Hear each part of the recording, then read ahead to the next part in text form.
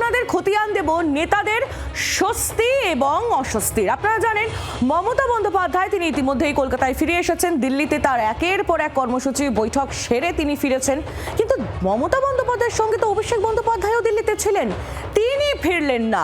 দিল্লি বিমানবন্দর পর্যন্ত এসেছিলেন অভিষেক, কিন্তু গ্রেফতারির ভয়ে দিল্লি থেকে কলকাতায় কি খোকাবাবু ফিরলেন না? আজ হাইকোর্টে তিনি কোনো রক্ষা কবচ পাননি। কলকাতায় এলেই কি গ্রেফতার হয়ে যাবেন, সেই ভয়ে কি ফিরলেন না? অভিষেক বন্দ্যোপাধ্যায়ের ভয় এই মুহূর্তে কিন্তু রীতিমতো একটা চর্চার বিষয় হয়ে দাঁড়িয়েছে। স্বস্তি বা রক্ষা কবচের আশা এখনো তার মনে, আর সেই আশা নিয়েই কি দিল্লিতে থেকে গেলেন অভিষেক বন্দ্যোপাধ্যায়? সেদিকে আমাদের নজর অবশ্যই থাকবে। যে অভিষেক বন্দ্যোপাধ্যায় তিনি যে স্বস্তির খোঁজ করছেন, সেই স্বস্তি কিন্তু অনেকটাই তার থেকে দূরে চলে যাচ্ছে সময় যত বাড়ছে। তার বিরুদ্ধে ইতিমধ্যেই একটি এফআইআর হয়েছে, কি মর্মে সেটাও আপনাদের জানাবো। অন্যদিকে অরূপ বিশ্বাস, স্বরূপ বিশ্বাস তার ভাই, সে তো ইতিমধ্যেই জেলে। অরূপ বিশ্বাস তার স্বস্তি কতটা, তিনি কি আদৌ স্বস্তি পেলেন, নাকি তার অস্বস্তির সীমাও একেবারে অভিষেক বন্দ্যোপাধ্যায়ের মতো পেরিয়ে যাচ্ছে, সব নিয়েই জানবো। শুরুতে একটু অভিষেক বন্দ্যোপাধ্যায়ের আপডেটটা বিক্রমের থেকে জেনে নিয়ে আমাদের প্রতিনিধি রয়েছেন আমাদের সঙ্গে টেলিফোন লাইনে। বিক্রম, অভিষেক বন্দ্যোপাধ্যায় তিনি ফিরলেন না, কিসের আশায় দিল্লিতে থেকে গেলেন তিনি? রক্ষা কবচ? দেখো, রাজনৈতিক মহলে এই কিন্তু ইতিমধ্যেই চর্চা শুরু হয়েছে। তার কারণ মমতা বন্দ্যোপাধ্যায় তিনি দিল্লি থেকে কলকাতায় ফিরে আসলেও, অভিষেক বন্দ্যোপাধ্যায় তিনি দিল্লি এয়ারপোর্ট পর্যন্ত আসলেও কলকাতায় কিন্তু তিনি নামলেন না, কলকাতায় কিন্তু তিনি আসলেন না। এক্ষেত্রে দাঁড়িয়ে জানিয়ে রাখবো যে সিআইডির তরফ থেকে তিনবার নোটিশ পাঠানো হয়েছে অভিষেক বন্দ্যোপাধ্যায়কে বিধানসভা সই জালিয়াতি মামলায়, এবং এখনো পর্যন্ত অভিষেক বন্দ্যোপাধ্যায় তিনি কিন্তু হাজিরা দেননি। প্রথমবার তিনি বলেছিলেন যে তিনি অসুস্থ, তাই তিনি আসতে পারবেন না। সিআইডি সেই আবেদন খারিজ করে কার্যত তাকে দ্বিতীয় নোটিশ পাঠায়। দ্বিতীয় নোটিশ পাঠানোর সময় অভিষেক বন্দ্যোপাধ্যায় যেটা বলেন তার সময় লাগবে, কারণ তিনি হাইকোর্টের দ্বারস্থ হয়েছেন এবং একই সঙ্গে তিনি দিল্লিতে রয়েছেন। এরপরই যেটা দেখা যায় যে সিআইডির তরফ থেকে তৃতীয় নোটিশ দিয়ে গতকাল অভিষেক বন্দ্যোপাধ্যায়কে বিকেল 5টার মধ্যে ভবানী ভবনে জিজ্ঞাসাবাদের জন্য তলব করা হয়েছিল, কিন্তু নির্ধারিত সময় পেরিয়ে গেলেও অভিষেক বন্দ্যোপাধ্যায় তিনি কিন্তু ভবানী ভবনে সিআইডির দপ্তরে হাজিরা দেননি। এক্ষেত্রেই জানিয়ে রাখবো যে অত্যন্ত গুরুত্বপূর্ণভাবে যেটা উঠে আসছে, অভিষেক বন্দ্যোপাধ্যায়ের গতিবিধি সম্পর্কে জানতে, সেই সংক্রান্ত তথ্য নিতে ইতিমধ্যে সিআইডির আধিকারিকরা তারা কিন্তু এয়ারপোর্ট অথরিটি অফ ইন্ডিয়ার সঙ্গে যোগাযোগ করেছে।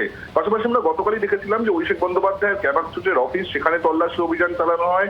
একই সঙ্গে 30B হরিস্টেটের যে স্ট্রিট, অর্থাৎ মমতা বন্দ্যোপাধ্যায়ের বাসভবন সংলগ্ন যে তার পার্টি অফিস রয়েছে, সেখানেও তল্লাশি অভিযান চালানো হয়েছে।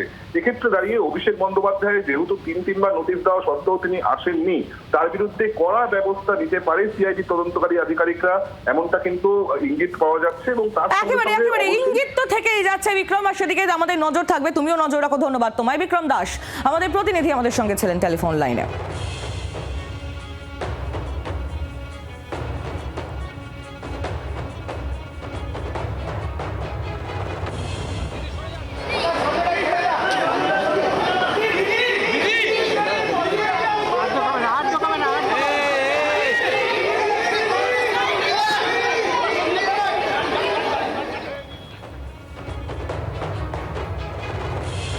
শুরুতেই আপনাদের বললাম না, যে স্বস্তির খোঁজ অভিষেক বন্দ্যোপাধ্যায় করছেন, সেই স্বস্তি কিন্তু তার থেকে অনেক দূরে চলে যাচ্ছে যত সময় এগোচ্ছে, কারণ তার বিপদ বাড়ছে।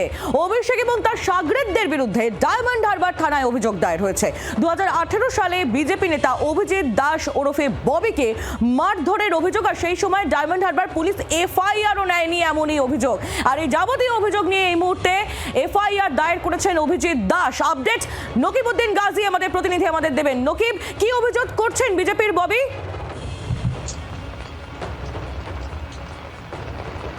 দেখো, তুমি বলে রাখি যে ডায়মন্ড হারবার থানাতে ইতিমধ্যেই অভিজিৎ দাস ববি, তিনি কিন্তু অভিষেক বন্দ্যোপাধ্যায় এবং সুমিত রায় তার পিএস বিরুদ্ধে এবং তাছাড়া ডায়মন্ড হারবার বেশ কিছু নেতার বিরুদ্ধেই কিন্তু ডায়মন্ড হারবার থানাতে অভিযোগ দায়ের করেছে। কারণ 2018 সালে তাকে মেরে মাথা ফাটিয়ে দিয়েছিল, রক্তাক্ত করে দিয়েছিল, এবং সেই অভিযোগের ভিত্তিতে তখন কিন্তু অভিযোগ করার সময় তার অভিযোগ না হয়নি বলে এমনটাই দাবি।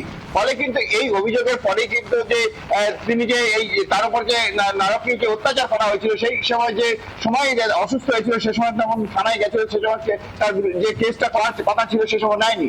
ফলে এই ঘটনার পরিপ্রেক্ষিতে কিন্তু ইতিমধ্যেই কিন্তু এখন যে পালাবদল ঘটেছে, ফলে কিন্তু সেই পুরনো কেস কিন্তু আবার ওপেন করলো ডায়মন্ড হারবার থানা পুলিশ, এবং ইতিমধ্যেই লিখিত অভিযোগ করেছেন ববি এবং একেবারে তুমি একটু আমাদের সঙ্গে থাকো নকিব, আপনাদের শোনাবো বিজেপির ববি তিনি ঠিক কি অভিযোগ করছেন, শুনুন একবার। আজকে অভিষেক ব্যানার্জির জন্যই আজকে আমি পঙ্গু হয়ে গেছি, কারো সাহায্য ছাড়া সেই দিয়ে উঠতে পারি না। আপনার নিশ্চয় মনে আছে সে সময় কি বিভৎসভাবে আমাকে অ্যাটাক করা হয়েছিল। পুরো প্ল্যান ছিল অভিষেক ব্যানার্জি এবং ওর পিএ সুমিত রায়ের। তখন অভিষেক ব্যানার্জির নাম ছিল বলে তখন এফআইআর না হয়নি, আর ডায়মন্ড কোর্ট তখন কন্ট্রোল ছিল ওদের, যার ফলে 156 ক্লজ 3 তো করা হয়নি।